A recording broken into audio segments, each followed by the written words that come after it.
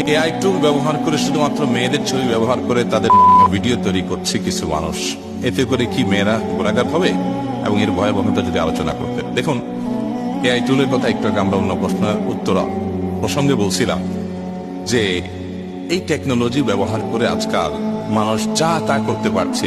একটা ভিডিও তৈরি করছে, বাজে জিনিস তৈরি করছে, একটা মানুষের ছবি পাইলে তার ছবি দিয়ে তাকে দিয়ে বাজে জিনিস তৈরি করে ফেলছে, অথবা ছবি ছাড়াও অনেক সময় তৈরি করা যাচ্ছে। এগুলো সবগুলো হলো জাহান্নামে যাওয়ার বহুবিধ রাস্তা ওপেন হচ্ছে, কিয়ামত নিকটবর্তী হচ্ছে। মানে হলো মানুষের জন্য জাহান্নামে যাওয়াটা ডালবাজ হয়ে যাবে, ইজি হয়ে যাবে, আর জান্নাতে যাওয়াটা ডিফিকাল্ট এবং কঠিন হয়ে যাবে। সেই সময়টা আমাদের সামনে চলে আসছে। দিন যত যাচ্ছে তত সামনে আমরা অগ্রসর হচ্ছি।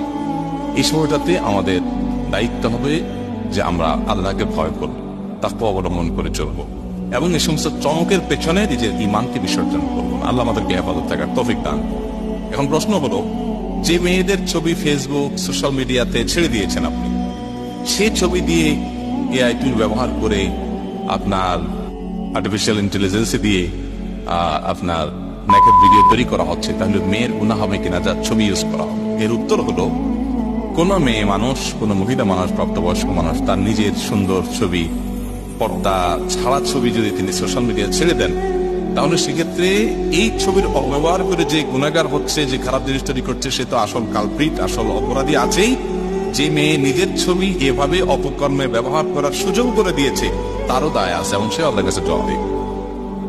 অনেক স্বামীরা আছেন, তাদের কোনো আত্মসম্মান বোধ, লজ্জা সহ বলতে কিচ্ছু নেই।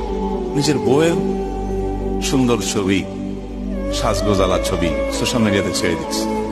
কিসের জন্য? বউরে বিক্রি করতেছে কিসের কাছে? কয়েকটা লাইক কমেন্টের ধান্দায়। ব্যাকল টাকা পয়সাও না, কিসের কাছে?